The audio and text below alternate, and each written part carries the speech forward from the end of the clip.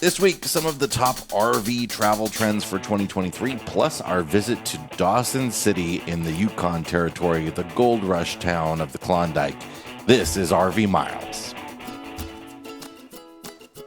This winter, RVing wants to help you feel great out there with gear tips and advice for heading outdoors and exploring all the possibilities of the season. Now that it's getting cold out, layering up for warmth is more important than ever. If you're doing something active like snowshoeing, cross-country skiing, or hiking, a good rule of thumb is to start out dressed like it's 10 degrees warmer than it is. So once you start generating body heat, you won't get overly hot. Then layer up or down as conditions require. For more tips, easy how-tos, and inspiring stories, visit llbean.com/guide.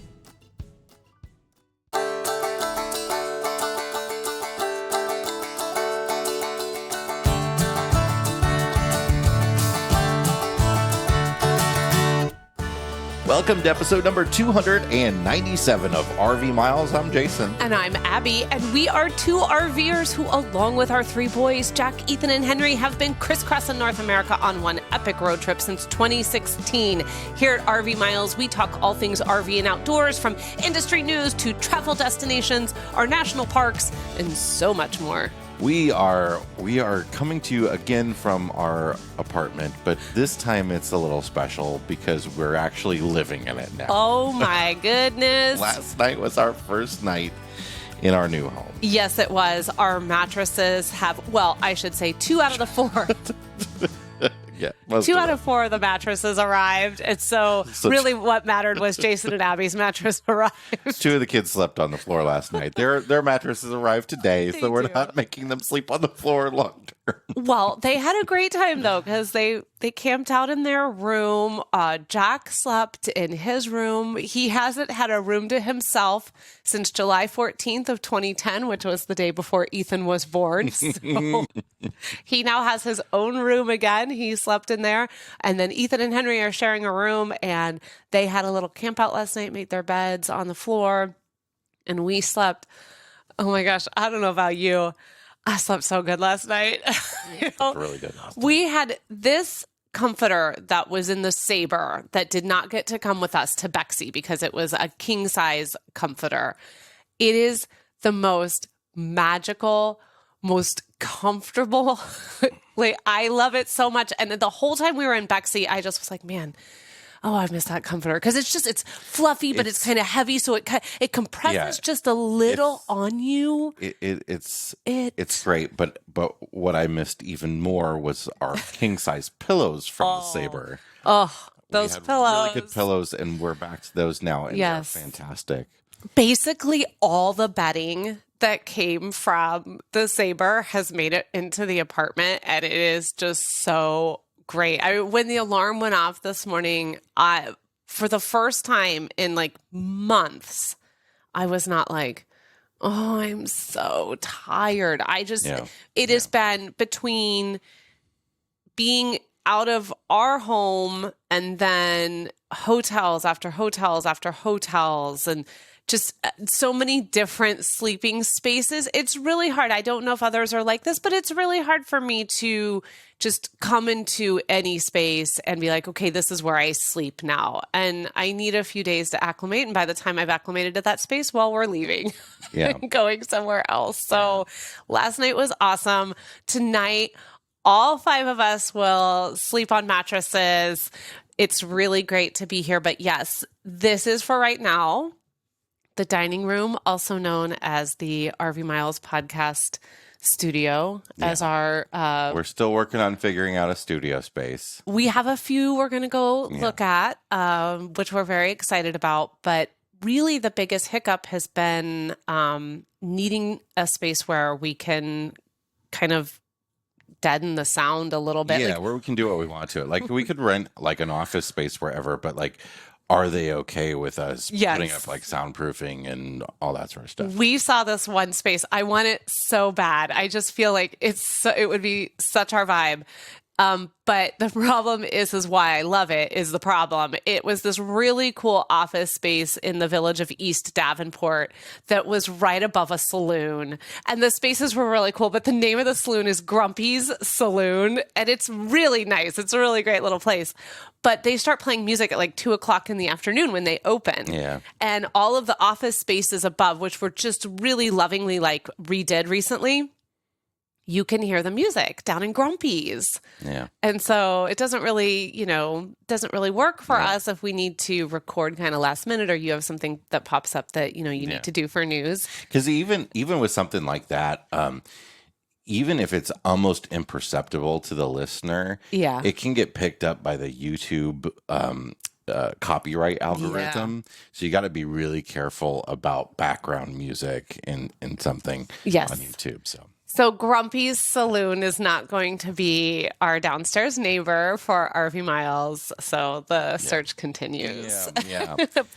Well, we'll find something. But this week here, we wanted to kick off the show with, it's that time of year where people start making predictions about the next year, right? Oh, I thought it was the time of year where we get to start decorating everything we own in the holiday decor. It's that as well. Okay. I've been making you wait till we're actually moved in first. I don't know what you're talking about.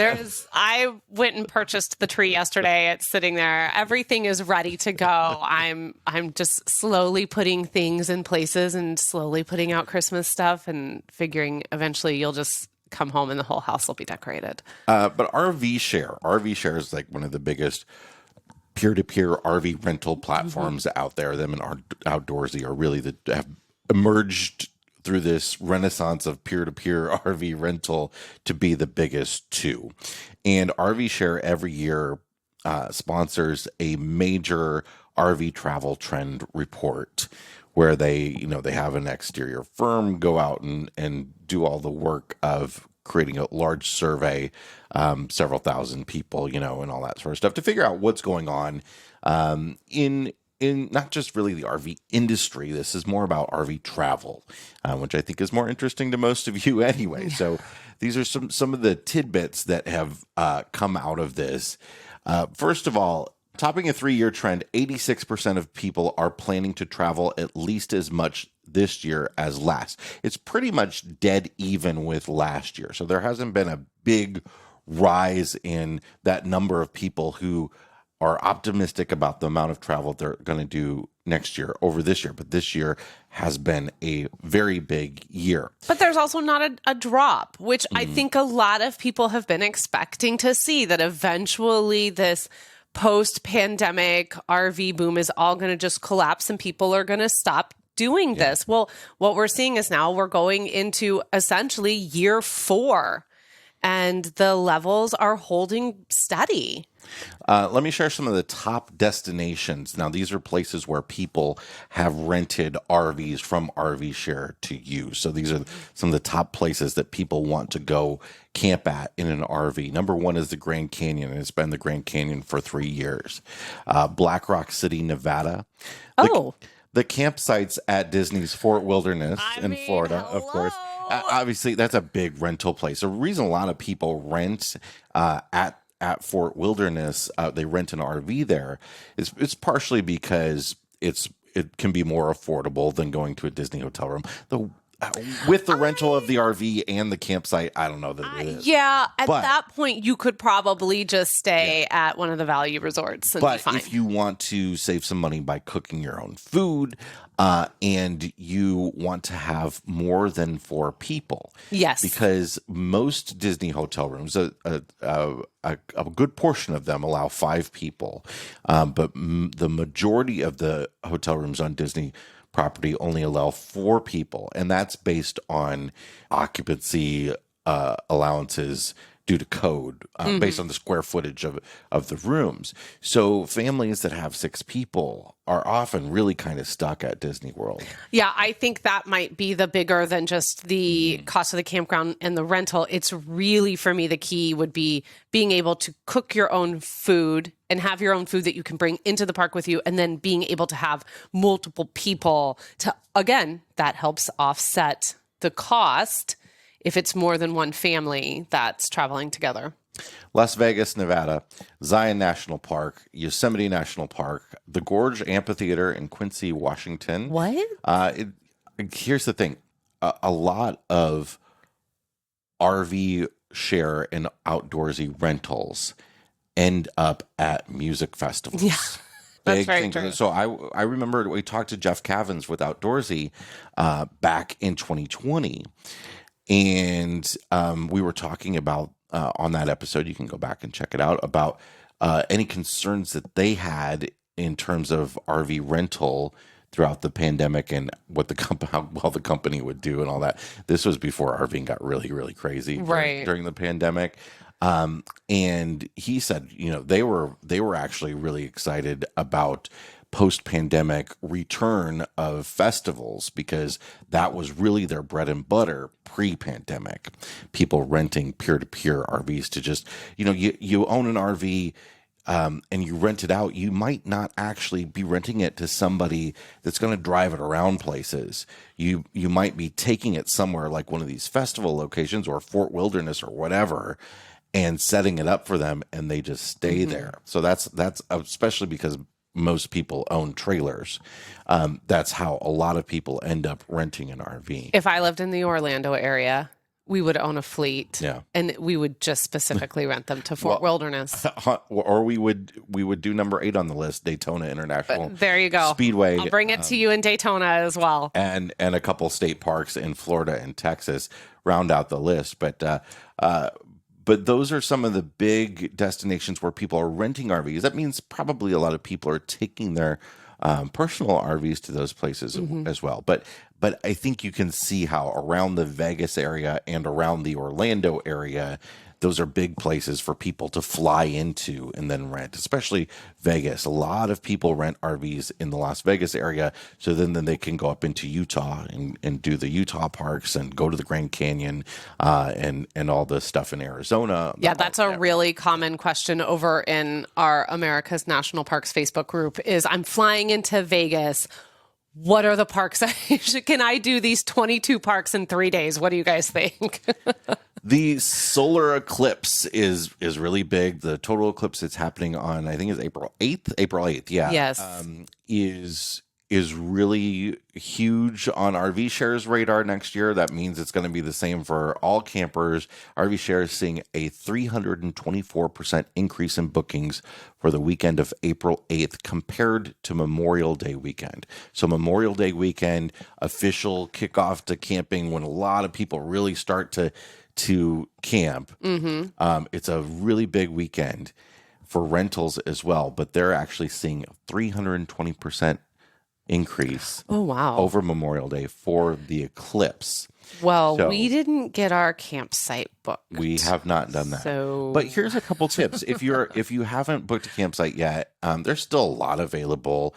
The most that have been taken up are in the warmer climates, right? The path through the eclipse basically goes from I think it's southwestern Texas up to New York on sort of an angle that way. So if you haven't booked in some of those warmer climates, you can start looking in the cooler climates. we'll just do a little late winter, very early spring camping The and problem taxi. is sometimes campgrounds aren't open yet. Well, You know, that but too. We'll hopefully find something that is. Yeah, we'll see what happens. Another thing that you can do is sort of what we did at the last solar eclipse. We went to your parents and then drove to the Path of Totality. So you could stay 2 hours or so outside of the Path of Totality and then drive into some small town's eclipse festival or something like that. We have family in Dallas. Maybe we'll do something like that. I think our reaction to having not booked yet really falls in line with this that I'm seeing on their list as well, that travelers are fatigued. Planning fatigue is in full swing and travelers want to be surprised. The more and more people are doing something, the more difficult it is for you to spontaneously do that thing. Yeah. And the amount of planning that has gone into RVing is really driving a lot of people nuts. Well, yeah. And I think that that's for us anyway, why we have yet to plan out this April eclipse that we do want to do. But the idea of sitting down and trying to figure it out, knowing that everyone is going, knowing that it's going to be very, very busy wherever we go. I feel exhausted by that. You can still be surprised with RV travel, though. The thing you got to do, and we learned this early on. We just kind of got lucky learning this early on, is just don't go places where everyone else goes. Explore small town America. Explore places that aren't on like the best places to visit lists and all that sort of stuff. Yeah. At this point, get on recreation.gov, put in a location you want to go to. A state, maybe a town, maybe your own town. Yeah. Sometimes we forget that there could be some amazing camping within 100 miles of us that isn't even on our radar. Put all that in and then just see what you find. Put the dates you want and see what's out there and go. And it's that to us is, especially in those early days, we let recreation.gov because of having bussy and not being able to stay in any kind of private campground with the bus. Yeah, there was a little more acceptance these days, but there was less then. But in 2016, there was really no acceptance. And so we really let our state and federal campgrounds kind of dictate our travels for the first couple of years. And I look back on that now and it was awesome. I don't think we realized how awesome it was at the time because we were frustrated that maybe we weren't getting to some of the bigger places that we wanted to go to. Well, we've eventually made it to those spots, but we got to discover such incredible locations and hidden gems and small towns. And it was wonderful. Just put in the dates you want to camp and see what's open. Yeah. I mean, maybe I'll put in like some January dates. Yeah. We've talked about wanting to do some winter camping. Let's see what's out there. I doubt we're going to find anything in this area, but we can certainly try. There's several other things in this report, and I'll probably share a few of them in the news video this week as well. But one thing I wanted to close off with here is that travelers are embracing AI tools for planning, especially millennials and Gen Z. I don't know. Good job, you guys. Go get it. I don't know what the AI tools they're using are, but I can see a lot of possibility for AI to start giving you information about, which like granular information, like which weeks of the year are the least populated at Grand Canyon National Park or something, which day of the week is best to visit instead of like, we know, okay, this month or whatever. But I think there's a lot of ability for that sort of granular information. It already happens on the micro level. Yeah, you knew where I was about to go. It happens at the micro level on a lot of different really popular, especially in the amusement park, entertainment industry. Disney World, Universal, you can go get crowd calendars that use historic data that tell you, a guesstimate of what that day this year is going to be like, what time of day, like what rides you should do in what order in the day. AI can sort of we needed to cut down a little bit because we talk a lot about the busy season. We talk that this park is busy. Joshua Tree tends to be busy in the winter as opposed to the summer. However, you're going to look at maybe these parks up here in the Midwest, like Voyagers, for instance, is going to be way busier in the summer than it would be like in the winter. There's a lot of that kind of information that's out there that's really big scope information. But what exact particular days, maybe in the summer. Yeah, because it's not just it's affected by spring breaks and holidays and all sorts of stuff. A lot of things you don't think about, and things we didn't think about as full-timers all the time. We always forgot about holidays. Memorial Day weekend, Labor Day weekend. And so you don't think about those because you're out traveling, but man, how many times did we get caught being like, oh no, it's Labor Day weekend? or even like in a local area where they just have a teacher in service day or something. Yes. Kids have off and you don't know that kind of thing. Yes, for sure. So that's really cool to see that is happening more and more now. So I'll share this article so you can read through it. There's a whole lot of information to glean out of there if you're somebody that likes to dig into details like this in the description for this episode. Yeah, or over at rvmiles.com/267. It will be there as well. Okay, let's take a break. And when we come back, we're going to talk about feel like we keep saying this, one of our favorite places that we visited on our trip up to Alaska. And that's very true of this place, though. I would, for me, one of the top 3 sort of towns we visited. Oh, for sure. It's called Dawson CIty, and not to be confused with Dawson Creek or the TV show Dawson's Creek. Dawson Creek is a town where the Alaska Highway starts down in British Columbia, but Dawson CIty is the epicenter of the Yukon gold rush up in the Yukon Territory. So we're going to talk about that in just a moment. Be right back. This episode is sponsored by the Park Wolf app. Ever found yourself in the heart of a national park surrounded by beauty, but unsure where to go or what to see?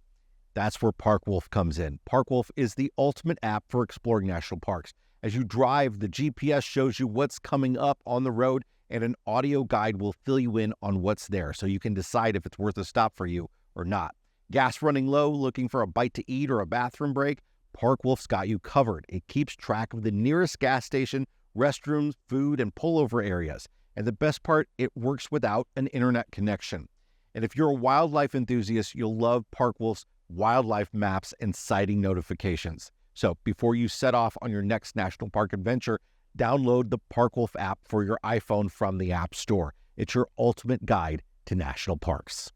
Chances are you've seen them on the road. That's because Blue Ox designs and manufactures the best towing products in the industry. Just look around. You'll find them on highways and campgrounds and anywhere you find people traveling in the great outdoors. Award-winning tow bars, base plates, and brakes, a full line of weight-distributing hitches, adjustable ball mounts, and a new line of fifth-wheel hitches. With Blue Ox, towing doesn't have to be a drag. To learn more about how Blue Ox can make your travel adventures even more stress-free, visit blueox.com. We're back, and it's time to talk about Dawson CIty up in the Yukon Territory. On your way out of Whitehorse, so where we were last week. Not where we were last week, but what we talked Where about the last week. podcast was last week. You can continue on the Alaska Highway into Alaska, which is the most common route that people take, through Destruction Bay and on to Tok. We instead took the northern route. So the Alaska Highway goes directly west, and the northern route takes you north up to the top of the World Highway along the Klondike Highway. The top of the World Highway was a great experience. We'll get to that in another episode. But just before the top of the World Highway is the town of Dawson CIty. It is the center of the 1898 Klondike Gold Rush, and it is very much intact as a 1800s gold rush town. Well, so much of it is a part of Parks Canada too. So the Klondike National Historical Park, I think is its official name. It's over there on the refrigerator as a magnet. I cannot remember exactly, but it's so a lot of the city itself has many historical buildings that are being protected by Parks Canada. So right off the bat, this is just my whole world. I was so excited to get here. You know, this idea that we were going to kind of be able to step back in time and take a look at this incredibly remote and such a beautiful place. And it really did feel like we're about to talk about it, but from how we had to get to our campground or come back into town, even from the grocery shopping and just talking to a few of the locals that live there and what life is like for them in Dawson CIty. Really, again, you know, I had Fort Langley, I had Dawson CIty. These are two places. Canada, I love you. Well, I loved it. Kind of blows your mind about, 125 years ago. Yeah. How people got up there. Oh yeah. It was so much work for us to get up there. And then how quickly it boomed Yeah. when they were up there, and how some people just were making bank up there. Mostly not off of gold, off of the No. people trying to get gold. Yes, which is really raised prices, and it was there's so much that went into it. It's so fascinating. So Dawson CIty is along the Yukon River. And in order to get to the campground that we were staying at, and we stayed at the Yukon River campground, in order to do this from Dawson CIty, you have to take a ferry across the river.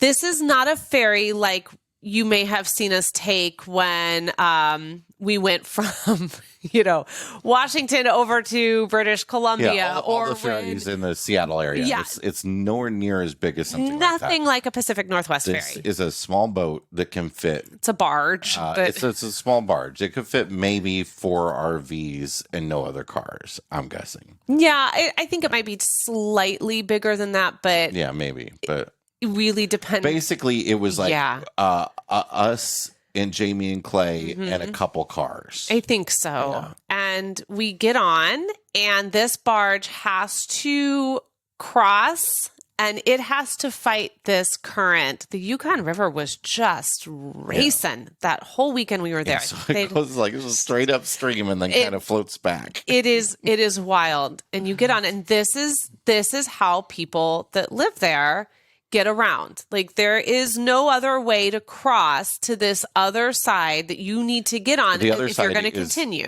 The other side is the town of West Dawson City, and the town is. That's being generous. It's being generous. Amazing. Yeah. So we get on, and of course, by this time, I think our kids were a little over putting the RV on ferries, and we kind of saved the most, I guess, sketchy. Sure. We saved the sketchiest one for last. So there was a whole lot of, are you kidding me? With this as we were getting on. It's not sketchy. It's just It's small. not sketchy. It's not sketchy. There's nothing dangerous about it. It's just small, like you said. And it's different. It's just different. And sometimes different can be hard for people. It's change. Yeah. It's different. It's hard to process. Very efficient at getting, because it's just back and forth. 24 hours. It runs all day long. 24 hours. And they and it's free. Mm-hmm. So that's really a big benefit of it, is it's free no matter how big of a vehicle you have. But this campground across the river from the town is another great provincial park in Canada. It is first come, first serve. Mm-hmm. It was like $20 a night, and Canadian, so it's a little less American. And they had a lot of rain, right before we arrived. This was muddy. Again, we just continued to really be fortunate with the weather, because the weather while we were there was spectacular. We had some really beautiful, we were only there for a short time, I think 3 days, but we had a couple really gorgeous days. But it was incredibly muddy in the campground when we arrived. And the campground itself, again, there's no hookups in this campground, is very, very wooded. So it was a challenge with the solar and Starlink. The Starlink. But, we rolled in knowing that this could be an issue. We were really conservative with battery power. Of course, we were gone a lot during the day and out exploring. That helped as well. So we made it just fine the whole time that we were there. There is no dump station there as well. Right. So you need to plan for that too. So when we headed out, we were heading out with tanks full. So plan to bring your water in, and then you need to plan to take out your water as well. And you can visit back into Dawson City. Yes. Without taking your RV across. You could actually walk. It's a little bit of a walk from the campground, but you can drive to that side of the ferry and park there and just on foot take the ferry across, and the town is all walkable. Yeah, you can walk, you can drive, you can bike. Yeah. There's lots of ways to get back over there. And once you get back over into the town, it really does become an experience about learning why Dawson City exists, how it popped up in 1898, and exploring this Parks Canada site. And right off the bat, first thing we did, of course, to the visitor center, the Parks Canada Visitor Center, and got to know, they have tours. We ended up doing the tour that we did, because a lot of these historical buildings are closed, and in order to view them, you need to schedule a tour and you'll get guided through. So naturally, we did the theater. Yes. There was a theater here, a huge. It's not the original. It has been rebuilt. It has. To the specification that it was built at. But this, I mean, this theater could not have felt more Gold Rush or Old Westy, or as far removed from mainland society as possible. It was really cool, all sort of rough hewn wood. It's beautiful. It's still in operation. Yeah, they have shows, they have banquets, they have dances there. It's wonderful. And this tour though was so good. The docent was really detailed, and I want to say maybe it was like an hour and a half long. Maybe. Yeah. It was still just long enough or short enough, I should say, that our youngest people with us did great, didn't have any issues whatsoever. Everyone was really, really engaged. It's named the Palace Grand Theater Tour. If you ever find yourself there, you need to do this. We got to not only see the house, where you're going to sit, and we got to go up into the balconies. But we also got to see dressing rooms of famous performers that were coming through during the Gold Rush. They're kind of kept in the style that they would have been back then. Yes, it's spectacular. And then we were led backstage, and we got to see the dressing rooms where performers throughout all of the years have been signing on the wall in the dressing rooms. So that was really cool to see. You got to kind of see all the rigging and the lighting, and then you got to go on the stage. For me, that was really interesting, having a technical theater background, because it's like historic rigging and historic lighting and backdrops and all that sort of stuff. And then I, from a performance background, to get to go out on the stage and hear the acoustics in there were stunning. You wouldn't need to be mic'd up. Yeah. Like it was just really, really cool. I thoroughly enjoyed it. I cannot recommend it enough. There are several tours there. I wish we had time to do more. You go to this visitor center. It's not very big, but it's staffed with wonderful people and has a lot of great information there. And you can book one of these tours. It's going to cost you per person, like $10 or so. And you can do as many as you want, as long as, time permits. But they just meet right outside, and then the docent walks you to in costume, whatever the site is. They're in costume. In costume. But the town like I said, it's very walkable, so you can really easily get to all these sites quickly. Yeah. So you can do these tours, or you can just spend a lot of time walking around the town, I did, and viewing this. And Abby did. You can do a walking tour, so they will give you a booklet you can do your self-guided walking tour. So I did that again on my own, similar as to what I did, if you remember from the Fort Langley episode. Jay and the kids were not super into that, and I think that that's totally fine. I love that we've had these opportunities along this trip to do things that were maybe just like one person was really, really interested in. And for me, walking tours, I love walking tours. So I was able to go off and do that in Dawson City, go around. I stopped into one of the local bars that are there as well. And I had like a martini and just really kind of enjoyed listening and people watching there and reading a book, and then continued on my walking tour. Henry and I completed one of their essentially Parks Canada's Junior Rangers program, and he became a honorary junior ranger of the Klondike National Historical Park. That was really cool. That got to take us around the town as well. Go find things out in town and kind of scavenger hunt a bit. Yes. And so we did that, and he got a badge for it. Actually, they didn't give him a badge. They gave him, it was dog tags.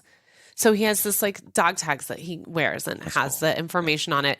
And then finally, one of the things we were able to do is check off a wish of one of our family members for this trip, which was Henry really wanted to pan for gold.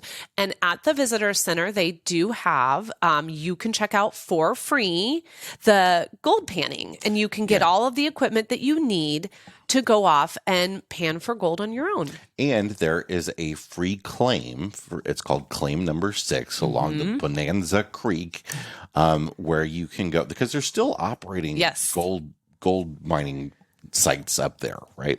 But you can go to this free claim spot and along this creek and pan for gold. You could, spend a whole afternoon there We stayed as long as we could. This is not walkable, by the way. So we did drive. It's a bit out of town. And it's a cool drive.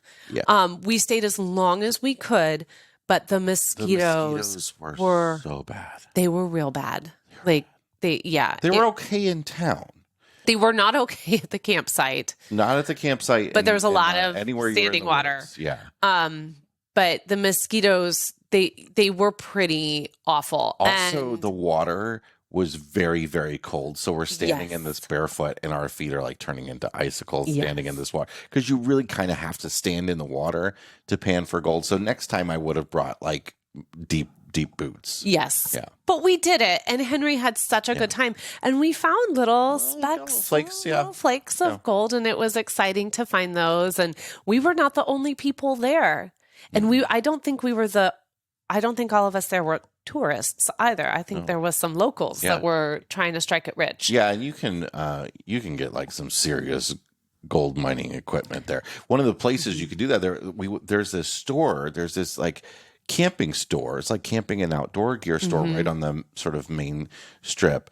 And I thought it was so cool because they had camping gear and they had gold panning equipment and like you could buy the whole slew and stuff, all the gear to have a whole mini gold mining operation, right? Yeah. But the store also had a bunch of vintage camping equipment, which I thought was really cool. A lot of it was for sale. A lot of it was just decoration, but there was a lot of like, if we had a bigger rig, knowing that, I guess we didn't know at that point that we were potentially going into a house, but had we known we're going to be moving somewhere or getting a studio, I would have bought up a bunch of stuff there as decoration for our home or studio. I cannot imagine having a bigger rig up there.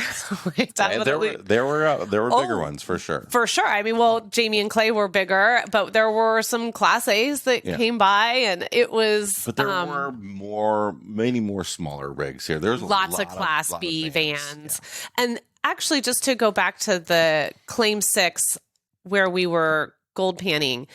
Just a little bit past that, it did look like there was some boondocking opportunities there as well. I did happen to see a couple of vans. I don't know that I would recommend anything.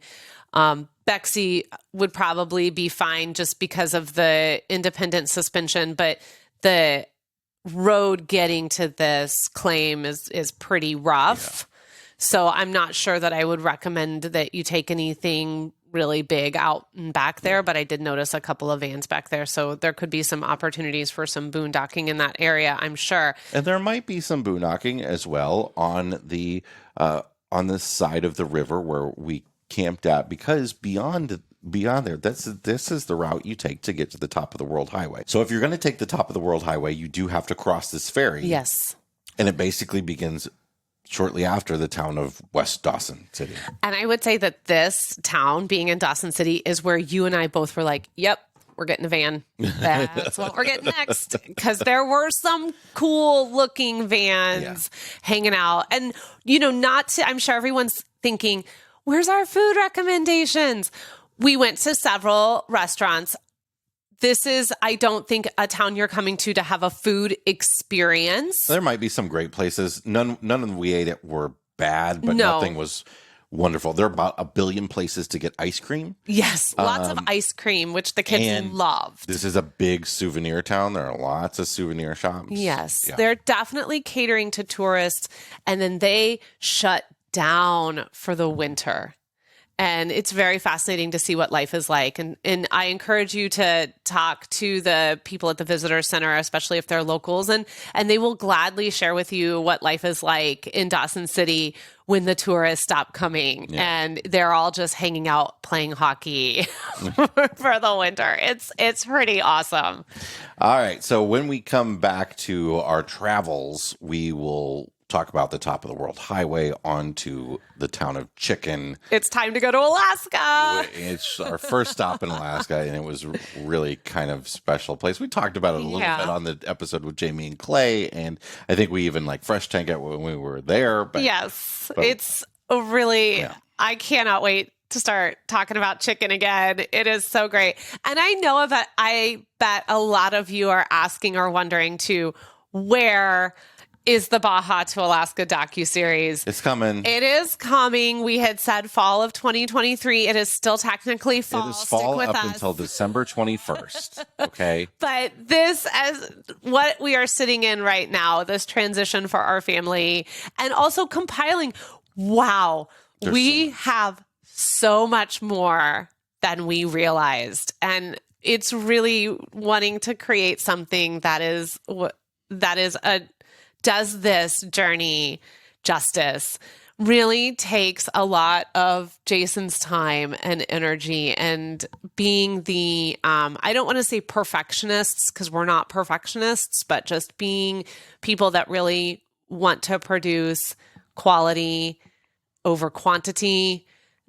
This is taking some time for sure. So let's take a break so that we can come back and finish this podcast up so y'all can enjoy the back half of this show, which is going to be Fresh Tank and Black Tank picks. We'll be right back. You know, when I was a kid, one of the best Christmases ever, I remember my dad bringing out a brand new bicycle into the living room when I was like 7 years old. What's the adult version of that? What's the way that you can deliver that best gift ever effect this holiday season? Well, you can still do it with a bike. Electric e-bikes will impress even the hardest person to shop for on your list. There are lots of e-bikes to choose from out there, but there's only one Electric XP, the best-selling e-bike in America. It's the perfect gift for the explorer, the eco-warrior, or the parent on your list, or just as a treat for yourself. And starting at just $749, these e-bikes are friendly on your wallet. Plus, you can get hundreds of dollars in free accessories when you purchase this holiday season at electricebikes.com. That's LECTRICE bikes.com. Welcome back. It is time to check the level of our tanks, sponsored by Matt's RV Reviews Liquefied RV Tank Treatment, the no BS toilet treatment. You can find it in our Amazon store at amazon.com/shop/RV miles. Okay, Jay, what is in your black tank this week? Well, it's that time, or there's a potential government shutdown on the way again. Again? Already? Yeah. Well, it was it's just that time of year. They the last potential one was they just did the short continuing resolution. So, oh boy, just to make y'all aware, if you have plans over sort of Thanksgiving time, actually, this episode is going to come out here midweek, and I think by Friday they have to make a deal. Yeah. And if they don't make a deal by Friday, I'm guessing the shutdown would last through Thanksgiving. But just, so folks are out there are aware, if you're planning on camping and any federal sites, any national park sites, most of them will probably be closed down. They've been fairly clear about that. They will actually be shutting gates to parks where possible, and that sort of stuff. And that includes if you're like visiting Washington, D.C. or something like that. Oh, wow. Monuments and all that. So just keep it on your radar. And if they do avoid a shutdown, it's very possible that they will be just punting it a few more weeks down the road. So keep an eye on when those dates are. If you have any travel plans that are going to take you into national parks and other federal lands. Let's just keep kicking that can down the road. All right. What is in your fresh tank this week? My fresh tank is that fuel prices are dropping a bit, which is nice. It's nothing spectacular, but it is finally nice to be where we're not in a state that is under $3, but we are very close next to a state that is under $3. Yeah, we did drive to the other state where we paid $2.99. We're right on the border of Iowa, Illinois. So as a lot of people do here, drive across the river to get fuel if that financially makes sense. If it makes sense. I wish, come on, Costco. Cross the river. We need Come Costco on over here. over to Illinois. But the Costco gas wouldn't be cheap over here, though, or as cheap. Yes, but I think sometimes it would be worth it to not drive the 15, 20 minutes to Costco. We essentially go to Costco once a week and we just fill up there. Well, we don't have to anymore, though. We actually just filled Fordo up for the first time in It's been a while. it's been like three weeks maybe. Yeah. So because we've been taking the Tesla. can't say that about Tessie. We've definitely had to give her some juice, but gas has dropped about 25 cents nationwide on the month, and diesel's not so great. It's about 9 cents on the month, and there are I think I counted at least 10 states that are. I think it's actually more. I think it's more like 13 states that are under $3 a gallon right now. yeah, don't come at us if you're in the West. We get it. We know you're not paying. Okay, we're sorry, but we understand. We're talking an average here. We got to take everybody into account. So we get it. Gas prices are still, high, elevated, but it's at least they're coming down from the worst of what the summer was. This is supposed to be how it happens. We're supposed to have a fall lull in fuel prices. That's sort of the historical trend, is that, they switch out of the summer blends, people travel less, and fuel prices come down. In the last several years, it has just been a whole bunch of ups and downs throughout the course of the whole year. And maybe we feel like we keep celebrating these like, $2.99 because what we paid. I'm not even going to talk to you about, we didn't even get into what we have been paying for fuel as we went through Canada and into Alaska. This was our choice to make that travel go. So we knew, but coming back into the States after paying what we paid, you're like, oh my gosh, only $2.99? That's so cheap. Like we only like $3.99. We were like, whoa. I know. When we saw under $4, when we got into the lower 48, we were just like, oh, wow, this is so cheap. We can afford dinner tonight. There are places in Canada where we were paying over $8 a gallon when you take into account the exchange rate and all that. That's the price you pay to go to these incredibly remote places where you get to feel like you're in the great last wilderness again. So that's just the price you pay to go do that. All right, what is in your black tank? Okay, my black tank. I am so, and I've already unloaded on you last night about this.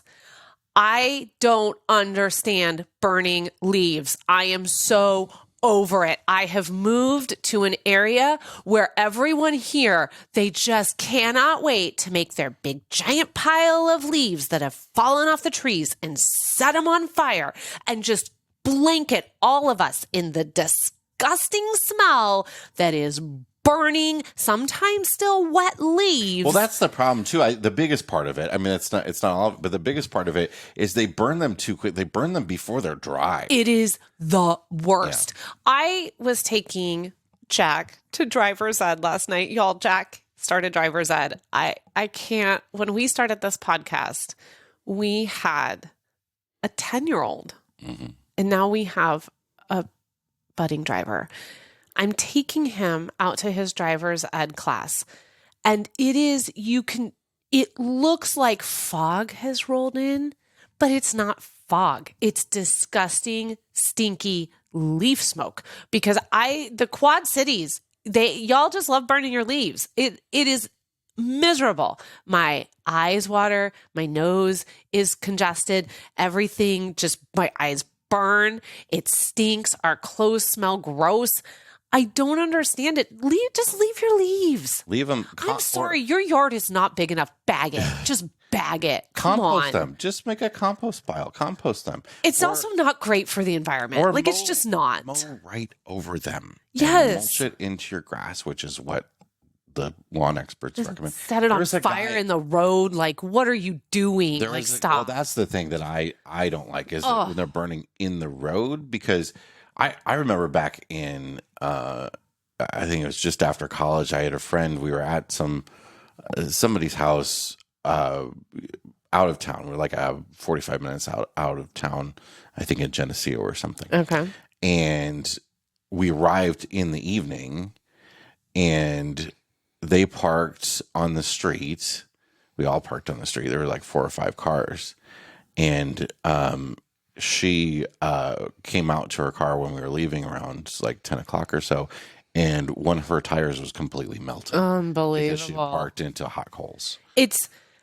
I have never, ever been anywhere where the just zeal of burning leaves is as strong as it is There's here. also- I really, truly do not understand it. I was driving down the interstate the other day, and there were some houses that were backed up really close to, they've got like a sort of wall separating a large, one of those large concrete fences separating the interstate from houses. But there was a house that was basically backed up against the interstate, and this guy's in the very, very back of his yard burning leaves, and the interstate was like, the visibility was like zero. This is literally what it was like on John Deere Road last night. Yeah. I thought that a heavy fog. Yeah. Well, welcome to our very local complaints. I'm sorry. Is WQAD listening? Because you have this year's. I know Paula Sands normally does the helium balloon parade, but listen, you got two right here. Did you all know? I'm going to just go off on just a second. So this weekend is the tree lighting ceremony in downtown Moline, but they also do over on Davenport, they do a helium balloon parade. I couldn't stop laughing. They bill it as the only or largest helium balloon parade in the Midwest. Yeah.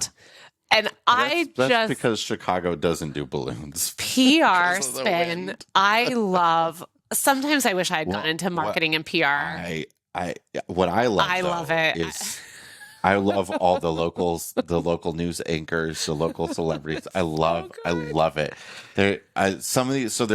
What we've got here, I think, is a similar situation that you've got in lots of other towns, where you've got the people that have been on these news stations for like 40 years plus. And then some young whippersnapper comes each station's in. got one of them. Shade. And then everybody else is 22 years old. They just look like they just started shaving like 2 weeks ago.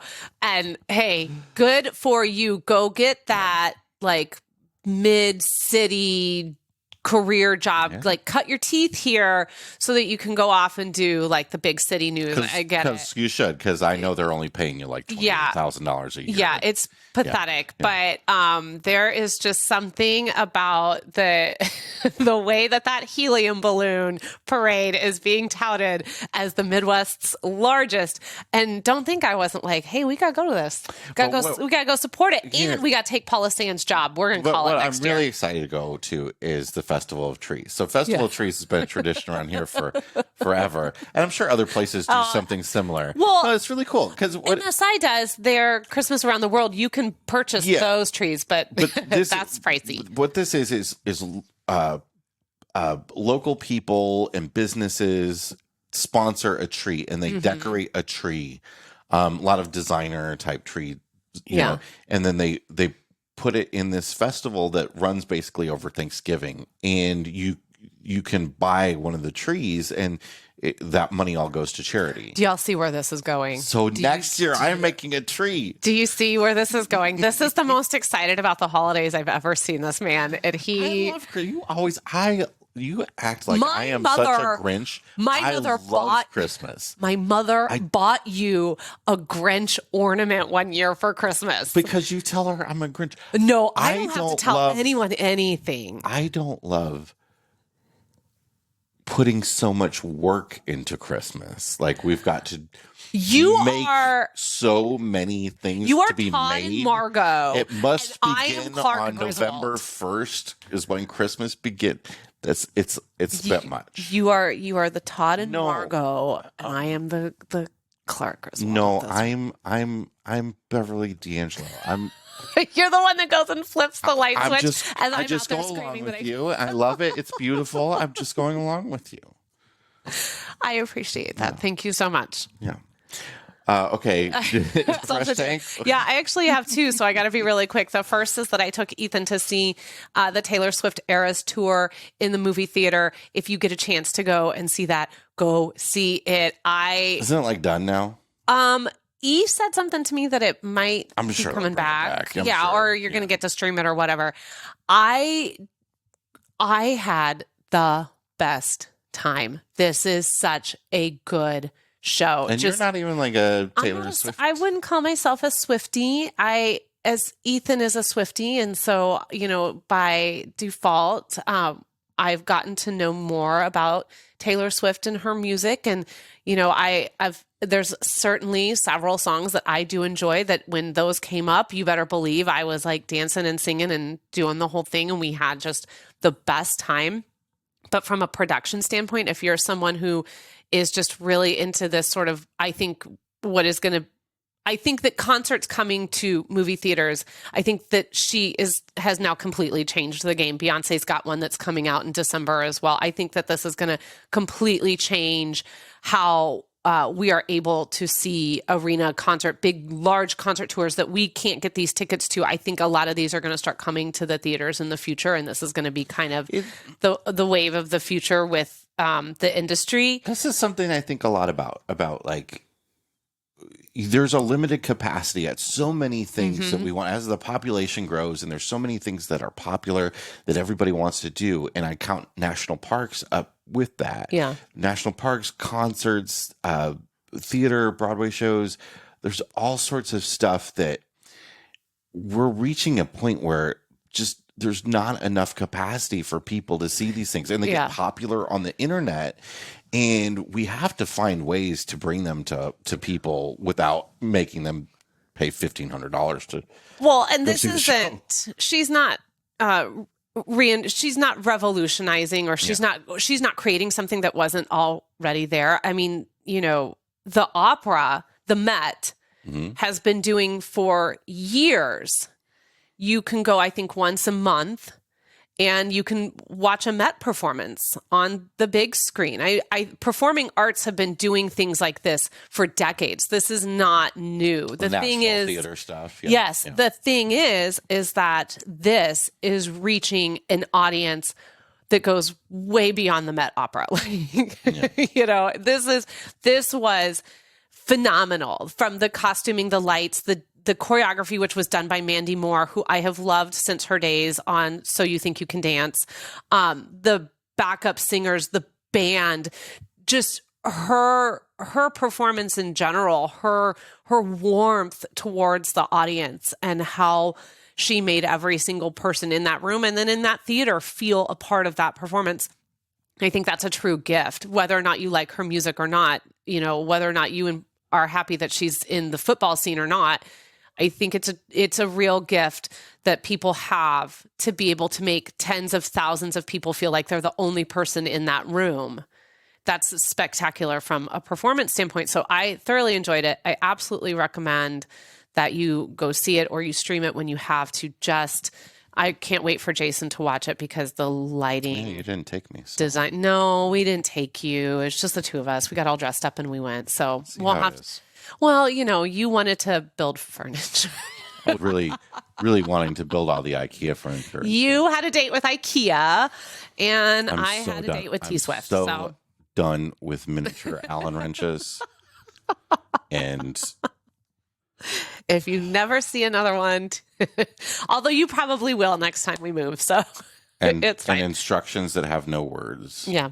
All right. Well, I'm going to save my other fresh tank for maybe next week because, I've waxed poetic about so many other things. Just say it. Come on. Oh, no, because it's a long one. I want to be able to talk for a while about it. And we went on, we took that detour over to Quad Cityville and talked a lot about that. And speaking of detour, which is the show we do after the show, and we do that for Mile Marker Plus members. And those are members who are at the $7 a month level or $70 a year. $70 a year means you're getting 2 months free of being a Mile Marker member. We're going to talk a little bit about some of the things that we are picking back up that are not our hobbies or joys. Maybe someone's thinking about some concert lighting or some audition pieces or things of that nature. So if you want to hear Jason and I kind of share what our life was like before we became RVers and began working in this world, and how we're looking to reconnect with some of that and the silliness that comes with all of that. Become a Mile Marker Plus member. You can learn more at rvmiles.com/milemarkers. And that support, in addition to all the thank you perks that we have waiting for you, like subscription to RV Today magazine, but included is helping us continue to grow and build this business so that we can be better creators for you, so that we can continue to serve this RV community in the way that we have, and hope to do so for many, many years to come. So head on over to rvmiles.com/milemarkers to learn more. All right, that's it for this week's episode of the RV Miles podcast. Yes, it is. We hope you all had a really good time. We certainly had a great time with you as well. If you have any questions for Jason and I, you can find us over in the RV Miles Facebook group. And of course, please consider leaving a 5-star review over on Apple Podcasts to help put RV Miles in front of a whole new generation of listeners. But until next week, stay healthy, be a Clark Griswold, don't be a Todd and a Margot, and keep logging those RV miles. Goodbye, everybody. Bye.